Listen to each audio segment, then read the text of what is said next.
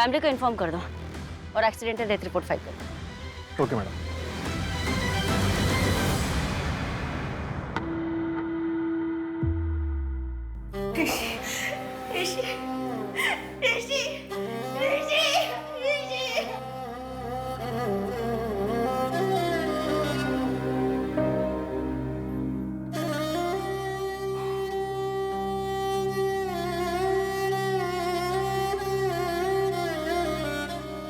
Madam, ऋषि की postmortem report के मुताबिक उसकी मौत सर पे गहरी चोट लगने की वजह से हुई।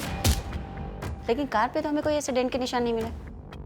इसका मतलब एक्सीडेंट इतनी फोर्सफुली नहीं हुआ कि ऑन द स्पॉट डेथ हो जाए। हाँ मैडम, अजीब बात तो है। और एक बात मैडम, ये ऋषि व्यास प्रीति पुष्कर का जीजा है। प्रीति पुष्कर समीर पुष्कर की वाइफ है ना? हाँ मैडम, प्रीति और ममता दोनों कजन्स हैं। कितने साल हुए इनकी शादी को? 5 साल। भैया 45 तो बहुत ज्यादा है।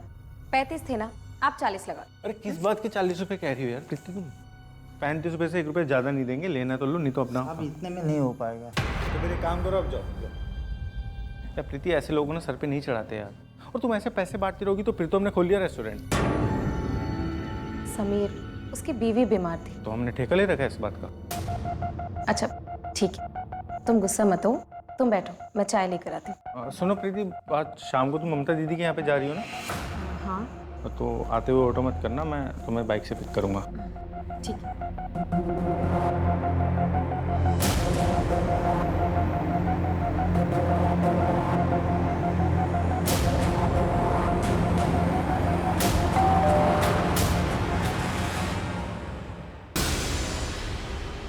समीर, अरे मटर मिले या नहीं?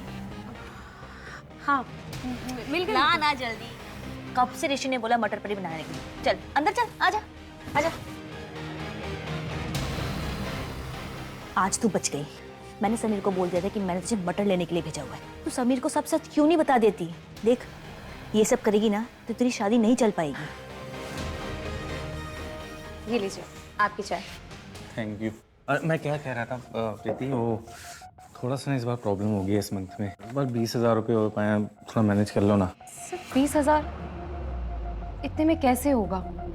ऊपर से वो काम वाली बाई, उसे भी अपनी पगार बढ़ानी है। उसको क्यों बढ़ानी है पगार? उसने क्या किया ऐसा? बाकी जगह पे उसकी पगार बढ़ी हुई है, अगर हमने नहीं बढ़ाई ना तो वो काम छोड़कर चली जाएगी। एक काम करो, तुम उसकी पगार बढ़ा दो, इसमें थोड़ा मैनेज कर लो। नहीं हो पाएगा तो एफडी तोड़ देंगे, और क्या।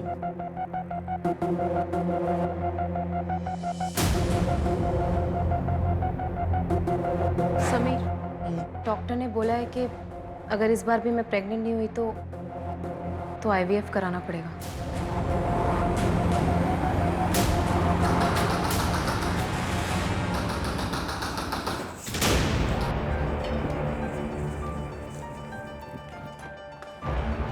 अरे समीर, वो माँ को हार्ट अटैक आया था। बगल वाले मिश्रा जी ने माँ को एडमिट किया है हॉस्पिटल में। मैंने मेरे पास जितने पैसे थे उतने मिश्रा जी को दे दिए, लेकिन तुझे तो पता है कि मेरे धंधे की हालत क्या है। या कल सुबह आ जाते, इतनी रात में। प्रीति क्या बोल रही हो? चुप रहो भैया, आपने ठीक किया। प्रीति एक काम करो, जो मैंने तुम्हें पैसे दिए वो जल्दी लेके जाओ। जाओ ना, मुंह क्या देख रही हो? जल्दी जाओ ना यार।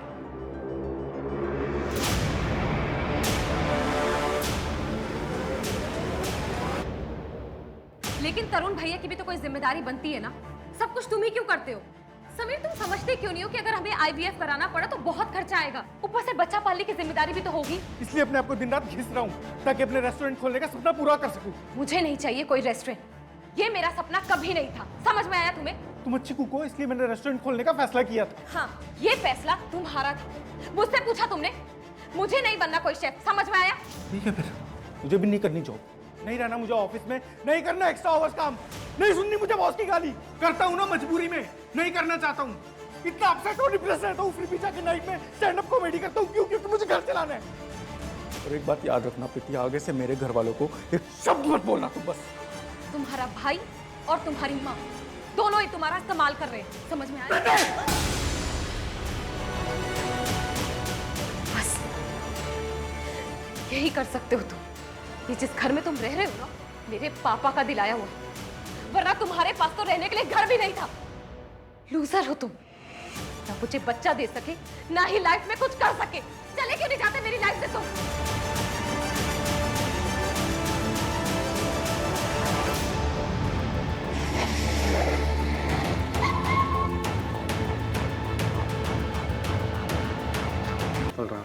शादी के 5 साल बाद भी मैं अपनी वाइफ को बच्चा नहीं दे पाया, शायद कमी मुझ में ही है, इसलिए मैं आत्महत्या कर रहा हूँ।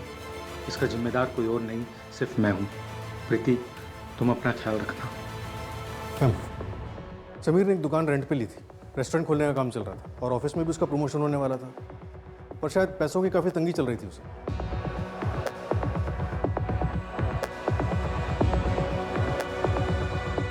प्रीति, कोई भी किताब, अकाउंट बुक, कुछ भी जिसमें वो कुछ लिखता हो, ऐसा कुछ मिल सकता है? समीर की एक डायरी है जिसमें वो अपने स्टैंड अप कॉमेडी की स्क्रिप्ट लिखता था। प्लीज।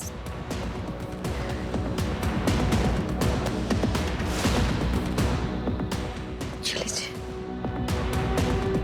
मैडम, सुसाइड नोट की हैंडराइटिंग समीर की डायरी की हैंडराइटिंग से मैच हो गई है। इसका मतलब समीर वाकई में डिप्रेस था, इसलिए उसने सुसाइड कर लिया। हो सकता है मैडम, लेकिन पोस्टमार्टम रिपोर्ट के मुताबिक उसके ब्लड में ज़ेनाथ्रोल के ट्रेसेस मिले हैं, जो कि एक एंटी एंजाइटी ड्रग है।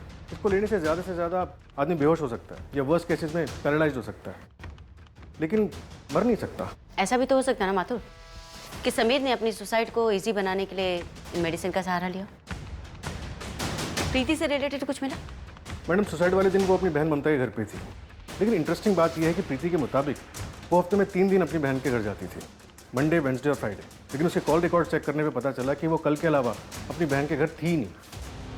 तो ये प्रीति झूठ बोलकर जाती कहाँ थी? उसकी call location main market area की है। एक काम करो माथुर, मार्केट में उसकी फोटो घुमाओ, अगर वो रेगुलर थी तो किसी न किसी ने तो देखा ही हो। Okay madam. इससे पहले आप कोई भी उल्टी सीधी बात सोचें, मैं आपको पूरी सच्चाई बता देती हूँ। मंडे, वेडनेसडे और फ्राइडे मेरे लॉ क्लासेस होते हैं। ये मनीष है, मेरा फ्रेंड, लॉ क्लासेस में मेरे साथ ही पढ़ता है। आप चाहे तो मेरी क्लासेस के नंबर ले सकती हैं, वहाँ जाकर आप तसल्ली कर सकती हैं। तो तुम अपने पति समीर को झूठ क्यों बोलती थी? क्योंकि वो नहीं चाहते थे कि मैं लॉ करूं। वो मुझे अपने रेस्टोरेंट में शेफ बनाना चाहते थे, लेकिन मुझे लॉ करना था। मैं उन्हें हर्ट भी नहीं करना चाहती थी। मैम, आपके और कोई सवाल है तो आप मुझसे डायरेक्टली पूछ सकती हैं। ठीक है, तो डायरेक्टली ही पूछ लेती। कहीं ऐसा तो नहीं कि तुमने अपने पति समीर को मार दिया और उसकी मौत को सुसाइड का नाम देने की कोशिश कर रही हो? ये क्या बोल रही हैं मैम आप? मैं अपने पति से बहुत प्यार करती हूँ। वो डिप्रेस थे, इसलिए उन्होंने सुसाइड किया। मुझे छोड़। इस केस को आत्महत्या करार दे दिया गया था। हालांकि जांच अधिकारियों को यह केस खटक रहा था, पर अपनी जांच को आगे बढ़ाने के लिए उनके पास कोई ठोस सबूत नहीं था। 5 सालों बाद प्रीति के परिवार में फिर से एक हत्या। क्या सच में अतीत में पुलिस से कुछ छूट गया था या पुलिस अंधेरे में निशाना लगा रही? अतीत से जुड़ी इन कहानियों के बीच ऋषि की हत्या सुलझने की जगह उलझती चली जा रही थी। माथुर, जहाँ पर हमें ऋषि की कार मिली है वो उसका रेगुलर रूट नहीं था, तो फिर वो वहाँ क्यों गया होगा? पता कर रहे हैं मैडम, लेकिन एक बात पता चली, ऑफिस के बाद ऋषि मेन मार्केट एरिया में रुका था, जो उसके घर के रास्ते में पड़ता है। चलो मान लेते हैं शायद किसी से मिलने गया हो, पर किससे? कॉल रिकॉर्ड्स में तो कुछ नहीं मिला। शायद ऑफिस के लैंडलाइन से कॉल किया, डिटेल्स मंगवाई हैं। उसके ऑफिस में कुछ मिला? एक एक्स एम्प्लॉई रोहन, ऋषि की रिपोर्ट की वजह से रोहन को 3 महीने पहले टर्मिनेट किया गया था। दोनों का झगड़ा भी हुआ था। क्या बकवास कर रहे हो? तुमने मुझे नौकरी से निकाल दिया। मैं तुझे छोड़ूंगा नहीं ऋषि। मैं तुझे छोड़ूंगा नहीं। मुझे नौकरी से निकाल दिया, इसलिए मैं ऋषि को मार दूंगा। कुछ भी बोल रहे हैं आप लोग। 3 महीने हो गए तुम्हें टर्मिनेट हुए। उसके बाद तुमने कई इंटरव्यूज दिए, लेकिन तुम्हें जॉब नहीं मिली। इसका जिम्मेदार तुम कहीं ना कहीं ऋषि को ही मानते होंगे। आप लोगों को नहीं लगता? मुझसे ज्यादा श्रुति के पास रीजन था। Rishi, thank you so much, you are such a darling. Madam, Rishi के मोबाइल से ऑनलाइन वीकली पैसे ट्रांसफर हो रहे थे सपना माथुर को, सपना माथुर? और हादसे वाले दिन ऋषि सपना माथुर से ही मिलने गया था मार्केट एरिया में। मैं साइकेट्रिस्ट हूँ। ऋषि के बेटे सूरज का ट्रीटमेंट कर रही हूँ। उसको नाइट टेरर्स आते हैं। मम्मी उधर कोई तो। बेटा कोई नहीं है। पापा है ना यहाँ पे? कब से? पिछले 6 महीने से।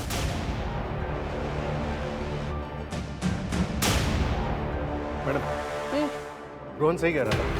श्रुति ने ऋषि के खिलाफ सेक्सुअल हैरेसमेंट का केस फाइल किया था। Rishi, thank you so much, you are such a darling. और उसके 2 महीने बाद श्रुति को कंपनी से निकाल दिया गया। फिलहाल उसका एड्रेस ट्रेस कर रहे हैं, उसने शहर चेंज किया। मैडम, एक बात, प्रीति की शादी कर ली मैडम। गुड, लाइफ में मूव ऑन हो गई। लेकिन मैडम उसने मनीष से शादी की। ये मनीष है, मेरा फ्रेंड। ये प्रीति और कितने दिन रहने वाली यहाँ पे? धीरे बोलो, अभी अभी तो आई है वो, अभी तो उसके पति ने आत्महत्या की है। तो क्या विधवा आश्रम खोल रखा है मैंने? और अभी का क्या मतलब है? महीना भर हो गया उसके पति को मर के। अगर इतनी परेशानी है ना तो मैं रेंट पे कर दूंगी, कोई एहसान नहीं चाहिए आपका। प्रीति, कैसे बातें कर रही है तुम? माफी मांगो चलो। अच्छा, अगर ये बोलेंगे तो चलेगा, मैं कोई माफी वाफी नहीं मांगने वाली। प्रीति, निकल जा अभी के अभी, इससे पहले मैं तुझे धक्के मार के निकाल दूं। निकल जा। दीदी, जीजू बहुत गुस्से वाले थे पर पूरे घर को संभाल कर रखते थे, और अब आपको संभालना है, सूरज को। आप प्लीज हिम्मत से काम लीजिए। ऑफ कोर्स मैम, मैं ऋषि के साथ ही काम करता था। पूरे ऑफिस को पता था कि श्रुति ने कंप्लेंट की, लेकिन ऋषि का कहना था कि श्रुति ने उसे सेक्सुअल फेवर ऑफर किया था प्रमोशन के लिए। प्रथमेश, आप कंपनी में सेक्सुअल हैरेसमेंट कमेटी में भी थे, लेकिन श्रुति के कंप्लेंट करने के 2 महीने बाद आपने उसे रिजाइन करने के लिए कहा। हाँ, उसके पीछे एक वैलिड रीजन था। हाँ, मेरे हस्बैंड की डेथ ऑन ड्यूटी हुई थी। रेलवे डिपार्टमेंट में कंपनसेशन के लिए ऑफिसर ने पहले मुझसे पैसे मांगे थे और फिर सेक्सुअल फेवर भी। देखिए मैडम, मैं सच कह रही हूँ, ऋषि ने मेरे साथ जबरदस्ती करने की कोशिश की थी। ऋषि, तुमने बुलाया था? हाँ श्रुति, आओ बैठो।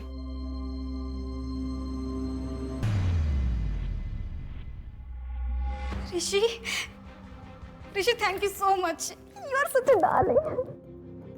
Thank you. तुम डिजर्व करती हो, और उम्मीद करता हूँ कि तुम मुझे खुश करने में कोई कमी नहीं छोड़ोगी।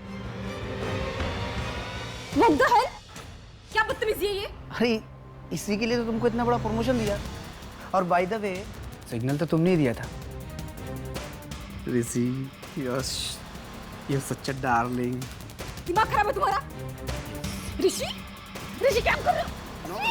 नो।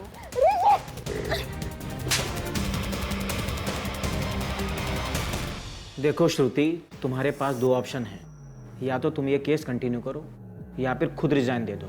और इस बात का ध्यान रखना, अगर ये तुम केस कंटिन्यू करोगी तो तुम्हारे उस रेलवे डिपार्टमेंट वाले केस पर भी असर होगा। वहाँ नहीं समझेंगे कि कई बार हेरेसमेंट हो सकता है, हम समझ रहे हैं।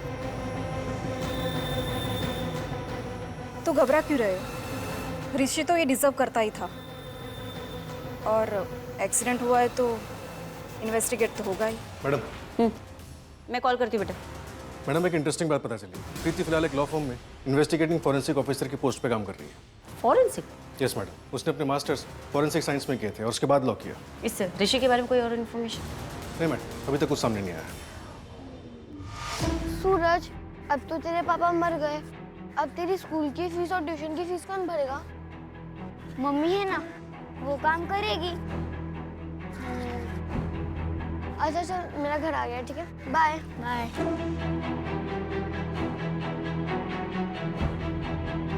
तुम अकेले क्यों आई? कहा था ना मैं आऊंगी लेने।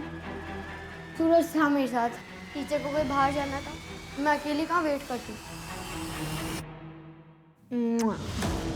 अच्छा सुनो, फ्रिज में खाना रखा है, खा लेना। और मैं 1 घंटे के लिए बाहर जा रही हूँ, दरवाजा मत खोलना। हाँ। इसका कितना मिलेगा? इसका तो सिर्फ 20,000 मिलेगा। ठीक है, चलेगा, दे दो।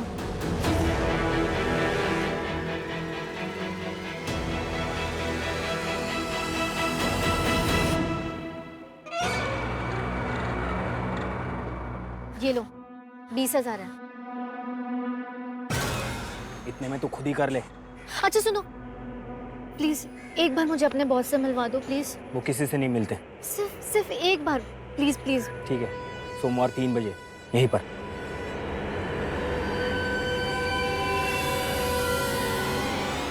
ये देखिए मैडम, ये ब्लड मार्क्स है।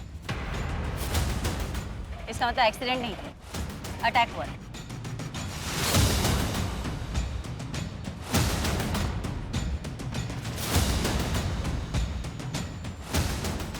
माथुर, क्यों ठोक रहा है?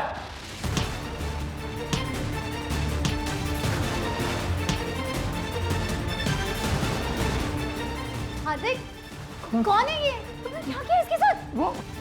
वो इसको मार देता था।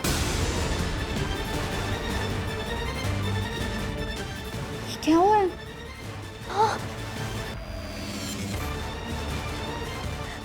बेटा उठो उठो, आँख खोलो। हम हैं तुम्हारे साथ, ठीक है? कुछ नहीं होगा तुम्हें। मैडम श्रुति का तो कुछ पता नहीं चला, लेकिन ऋषि और प्रीति के बीच एक लिंक मिला है। समीर की मौत के बाद तकरीबन 2 सालों तक ऋषि ने प्रीति के अकाउंट में पैसे ट्रांसफर किए थे प्रॉपर्टी का केस लड़ने के लिए। कैसी प्रॉपर्टी? मेरे भाई के चिता की आग अभी तक ठंडी भी नहीं हुई और तू अपने आशिक के साथ गुलछर्रे उड़ा रही है। याद रखना, मेरी प्रॉपर्टी में से तुझे एक ढेला भी नहीं दूंगा मैं। सब कुछ हमारा खरीदा हुआ है, हर चीज में समीर के पैसे लगे। अब आज वो नहीं है तो आप हर चीज हड़पना चाहते हैं? ये मैं होने नहीं दूंगी, कोर्ट तक घसीटूंगी आपको। तुझे जहां जाना है वहां जा, लेकिन मैं तुझे एक फूटी कौड़ी नहीं दूंगा।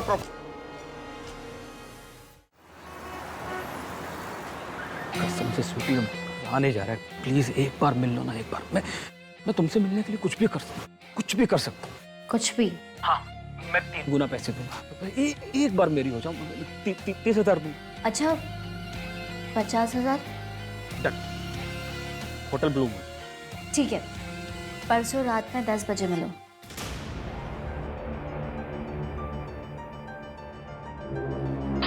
हार्दिक, फिर से? माँ को हार्ट अटैक आया, बाईपास करना पड़ेगा, बहुत पैसे लगेंगे। तुम टेंशन मत लेना, सब ठीक हो जाएगा। मैडम, ऋषि क्रिप्टो करेंसी में ट्रेडिंग करता था। उसके लिए उसने टोटल 1.5 करोड़ रुपए उठाए थे। 90 लाख घर पे लोन से और 60 लाख दूसरे इन्वेस्टर से। इतनी बड़ी इन्वेस्टमेंट?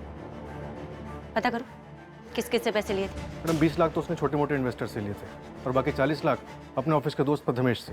देख ऋषि, मुझे पता है क्रिप्टो करेंसी मार्केट बहुत ऊपर गया है, मुझे प्रॉफिट पे कम से कम 30% चाहिए। तेरा दिमाग खराब हो गया प्रथमेश। तूने मुझे 40 लाख रुपया दिया था, वो भी 10% इंटरेस्ट पे। अभी मार्केट में लॉस हो या प्रॉफिट, उससे तेरा कोई लेने देना नहीं है। क्यों नहीं लेना देना भाई? तूने जो प्रॉफिट कमाया ना, मेरे पैसों से कमाया है। क्या कर रहा है? हाँ? ये तेरा 40 लाख 10% इंटरेस्ट के साथ तेरे अकाउंट में आ गया। चेक कर, अभी तेरा मेरा हिसाब क्लियर, ठीक है?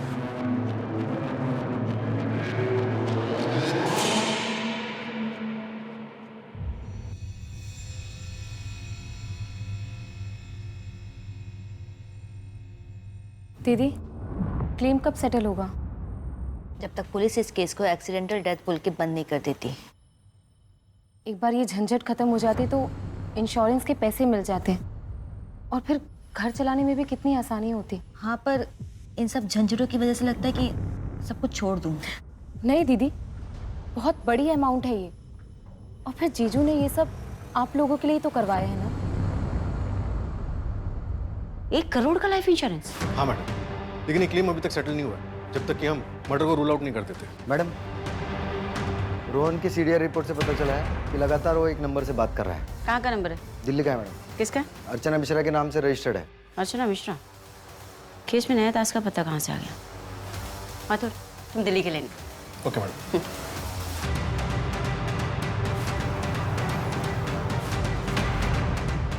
श्रुति जी, आप कौन? अर्चना मिश्रा कौन है? मेरी बड़ी बहन है। पर बात क्या है? हाँ, मैं रोहन के कांटेक्ट में थी, दोस्त है मेरा। पर इसका मतलब ये नहीं कि हम दोनों ने मिलकर ऋषि को मार दिया है। मैंने आपसे ये तो नहीं पूछा। तो पूछेंगी। अब दिल्ली से मुझे यहाँ पे गोलगप्पे खाने के लिए तो बुलाया नहीं होगा। बहुत स्मार्ट है, तो सच भी खुद ही बता दीजिए। सच ये है कि मैंने कुछ नहीं किया। मैं सिर्फ ऋषि की लाइफ हेल बनाना चाहती थी, इसलिए रेजिग्नेशन देने के बाद मैं उसकी वाइफ को मिलने गई थी जब ऋषि आउट ऑफ स्टेशन था कॉन्फ्रेंस के लिए। ममता, मैं तुम्हें ये बताने के लिए आई हूँ कि तुम्हारा हस्बैंड 1 नंबर का लीचड़ इंसान है। उसने मुझे हरास करने की कोशिश की और जब मैंने उसको मना किया ऑफिस। ये क्या है? ये किसने किया? क्या चाहिए आपको? आप ये बताइए। ऋषि ने किया ना ये? साला कमीना, तुम्हारे साथ भी? देखिए, आप जो भी हैं मेरे पति के बारे में उल्टा सीधा मत बोलिए प्लीज। ममता, तुम कैसी औरत हो? जिससे मार खाती हो उसी की पूजा करती हो? छोड़ दो उसे। अपनी बकवास बंद करो एंड प्लीज दोबारा यहाँ मत आना, प्लीज।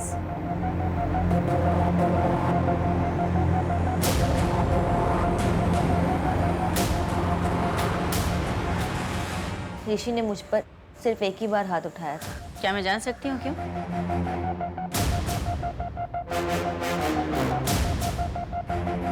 कॉफी। थैंक यू भाभी। अच्छा, तो मेरे पीठ पीछे सूरज की पढ़ाई के नाम पे ये सब चल रहा है घर में। चलता हूँ। कैसी बातें कर रहे हो तुम? भाभी बोलता है वो मुझे। क्या ऋषि ने कभी सूरज पर भी हाथ उठाया था? नहीं मैम, ऋषि एक बहुत अच्छे पिता थे। उस दिन वो नशे की हालत में थे, इसलिए उनसे गलती हो गई थी। वो बहुत शर्मिंदा थे। श्रुति ने तो आज मुझे फंसा ही दिया। पर तुम टेंशन क्यों ले रही हो? तुमने कुछ किया है क्या? लड़के का नाम पता कुछ? नहीं सर, रूम तो इन्होंने ही बुक कराया था। बोले थे गेस्ट आएंगे, इसलिए लड़की की डिटेल्स नहीं लिए। चेहरा तो देखा होगा उसका? नहीं सर, मुंह पर उसने कपड़ा बांध कर रखा था और जाते वक्त कब गई पता भी नहीं चला। लेकिन उस लड़की के पीठ पे सिगरेट से जलता है वैसा निशान था।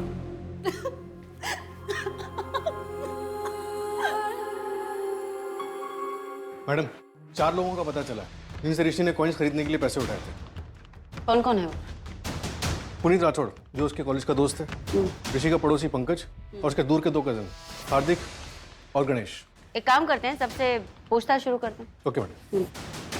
माथुर, मुझे एक डिटेल्स लिखवा के दो। Yes madam.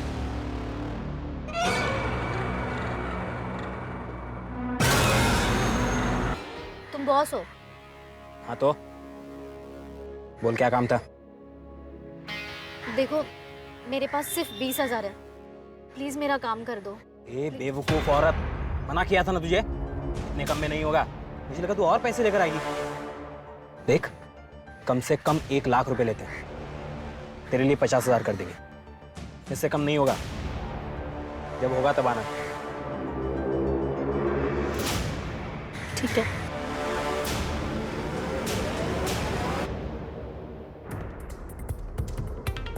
माथुर, ऋषि ने जिन 4 लोगों से पैसे लिए थे उसमें से तीसरा बंदा है ना? हाँ मैडम, हार्दिक नाम है इसका और चौथा है गणेश।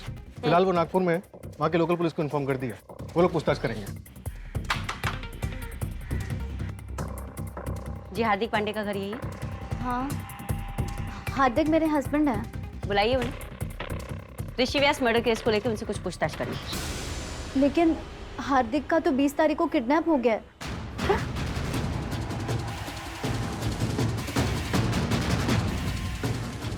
आपने पुलिस में कंप्लेंट नहीं लिखवाई? नहीं मैडम, वो लोग ने मुझे धमकी दी थी कि अगर मैंने पुलिस में कंप्लेंट की तो वो लोग मेरे पति को जान से मार देंगे। किडनैपर ने आपको बड़ी मार्केट के पीछे कच्ची वाली सड़क पर पैसे लेकर बुलाए हैं। डोंट वरी, हमारी टीम वहां पर पहले से तैनात रहेगी। मैडम, मैंने तो पैसे दे दिए हैं। क्या?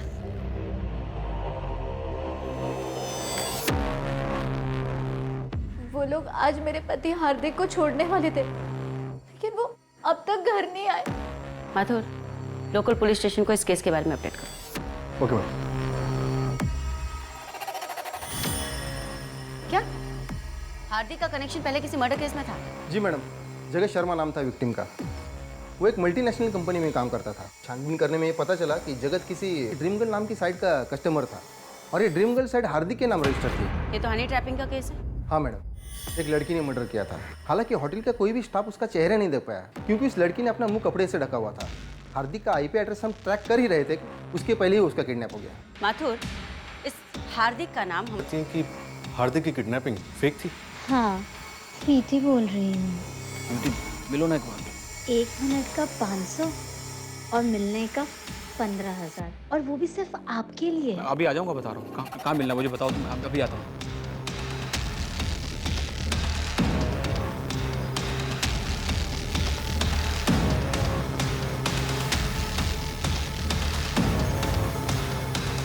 मैडम, हार्दिक की लास्ट बात उसकी वाइफ से यानी कविता से हुई थी। उस वक्त तो ऑफिस में ही था और ऑफिस से घर लौटते हुए वो किडनैप हो गया। उसके ऑफिस से घर के बीच रास्ते में जितने भी सीसीटीवी कैमरास है वो सब मैं खंगलता हूँ, शायद कुछ हाथ लग जाए। Thank you Joshi. Thank you. Mathur, इस हार्दिक और कविता की बेटी साक्षी, हार्दिक और कविता की अपनी बेटी नहीं। हार्दिक ने साक्षी को उसके बाप से 2 साल पहले रेस्क्यू करवाया था। उसका बाप साक्षी को अब्यूज करता था। उसके बाद हार्दिक और कविता ने साक्षी को लीगली अडॉप्ट कर लिया। सर, ये जो आपने डिटेल्स मांगी थी,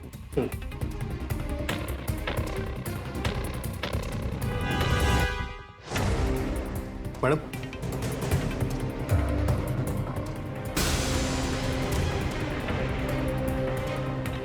माथुर, जब कोई क्रिमिनल लंबे समय तक पकड़ा नहीं जाता ना, तो उसे अहंकार हो जाता है और अपने उस अहंकार के चलते वो गलतियां कर बैठता है।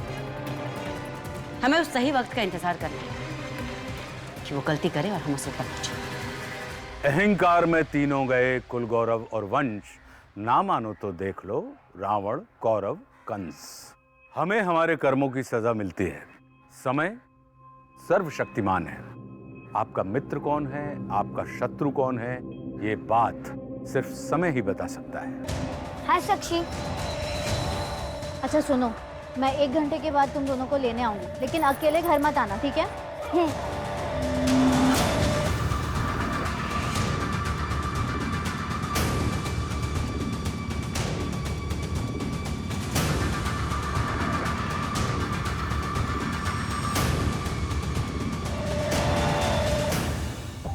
माथुर, मालती प्रीति की माँ, समीर पुष्कर प्रीति का हस्बैंड, पंकज ठाकुर प्रीति का कजिन, संतोष मिश्रा प्रीति के कजिन का देवर, ऋषि व्यास प्रीति का जीजा, पीयूष प्रीति का कजिन एंड हार्दिक पांडे ऋषि का कजिन। माथुर, कहीं ना कहीं ये सारे लोग एक दूसरे से जुड़े हैं, एक ही फैमिली के। मैडम, ये संतोष और पीयूष, इन दोनों की डेथ नेचुरल नहीं हुई थी। इसका सीधा सा मतलब है कि इसकी प्लानिंग बड़ी ही सटीक तरीके से की गई। लेकिन इन लोगों में कॉमन तो कुछ भी नहीं। मोटिव क्या हो सकता है? माथुर, मुझे मेडिकल बोर्ड का नंबर लगा। मालती के अलावा ये सभी लोग अपने पीछे अपनी पत्नी को छोड़कर गए और इनकी पत्नियों ने अपने आसपास के क्लिनिक में कभी ना कभी अपने मारपीट के घाव का इलाज करवाया। तो क्या मैडम इन सबकी पत्नियों ने इनको मारा होगा? नहीं, एक काम करो माथुर, मुझे कुछ केसेस की फाइल्स चाहिए, उनकी बैकग्राउंड हिस्ट्री भी। इन सभी विक्टिम्स के घर वालों के बैंक स्टेटमेंट निकलवाओ, उनकी डेथ के आसपास के। और मुझे कविता की बेटी साक्षी से भी बात करनी है।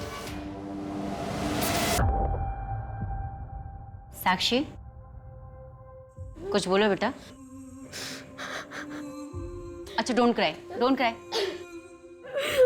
मैंने उन्हें पापा समझा था, लेकिन वो मेरे साथ गंदा काम कर रहे थे और माँ को भी किसी और आदमी के पास भेजते थे। साक्षी, ओके ओके, गुड।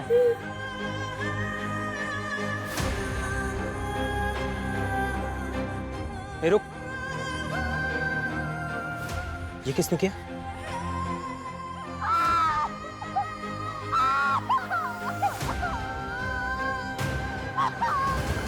माँ को हार्ट अटैक है, बाईपास करना पड़ेगा। मिलने का 15,000, और वो भी सिर्फ आपके लिए। अच्छा, 50,000?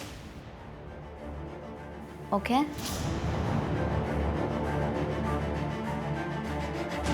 कल की बुकिंग है, मोटी पार्टी है, 50,000 मिलेंगे। देखो, तुम जो बोलोगे ना वो सब मैं कर लूंगी। प्लीज प्लीज ये सब मत कराओ। एक चुप, तुम को मैं भी आता हूँ।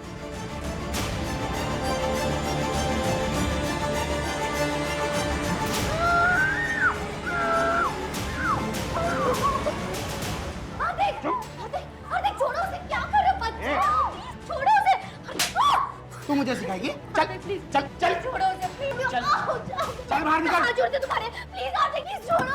आर्थिक, खोलो दरवाजा, प्लीज प्लीज। मैं छोड़, प्लीज छोड़ दो, छोड़ दो।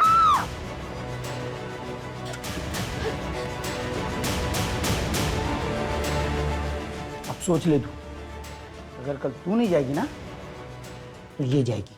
नहीं नहीं, साक्षी नहीं, मैं जाऊंगी। हाँ पक्का मैं जाऊंगी, प्लीज मुझे छोड़ दो। Good girl. चल। हेलो, मैं स्वीटी, और आप? संजू, आपकी आवाज बहुत प्यारी है, आपसे मिलना चाहता हूँ। अरे इतनी जल्दी? पहले थोड़ी दोस्ती तो कर लो। तो दोस्ती के लिए कितने पैसे खर्च करने होंगे? अच्छी चीज कीमती होती है संजू। और हर कीमती चीज कैद में रखी जाती है।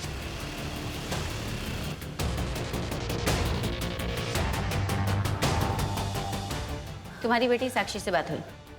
तुम जगत से मिलने गई थी, जगत को तुमने मारा, तो फिर हार्दिक की सुपारी क्यों दी? उसे भी मार ही देती।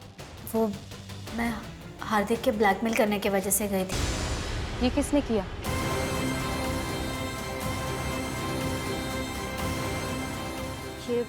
ये मेरे पति ने किया। मेरी बेटी के शरीर पे भी ऐसे जख्म दिखेंगे। तुम मुझे 10,000 कम देना, लेकिन उस हार्दिक कमीने को मैं तड़पा तड़पा के मारूं। मुझे माफ कर दो।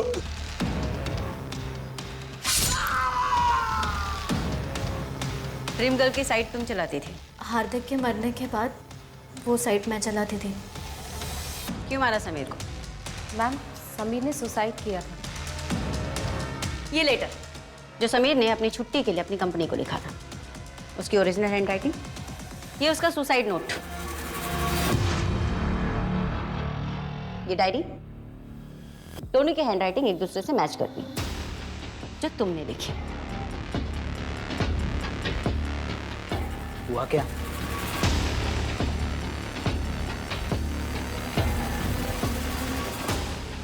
तुम सोच रहे हो कि हमें कैसे पता चला? तुम्हारे हाथों लिखा गया महानगर पालिका के लिए लेटर, यानी कि तुम्हारी ओरिजिनल हैंडराइटिंग, जो सुसाइड नोट और उस डायरी से मैच करती है, जिसे तुमने समीर की डायरी बताई थी। जब हमें पता चला कि तुमने फॉरेंसिक में मास्टर्स किए, तो हमने अपनी इन्वेस्टिगेशन के दायरे बदल दिए। अब बताओ समीर को क्यों मारा? किससे जबान चलाती है? किससे जबान चलाती है?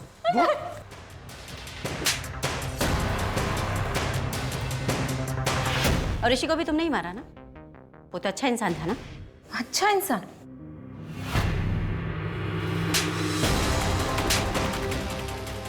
ऋषि शराब के नशे में मुझे हर रोज पीटता है। प्रीति, मुझे उससे छुटकारा चाहिए। मैं तुम्हें 4 लाख तक दूंगी। जिस तरह से तुमने अपने पति से छुटकारा पाया है, मुझे भी दिला दो प्लीज।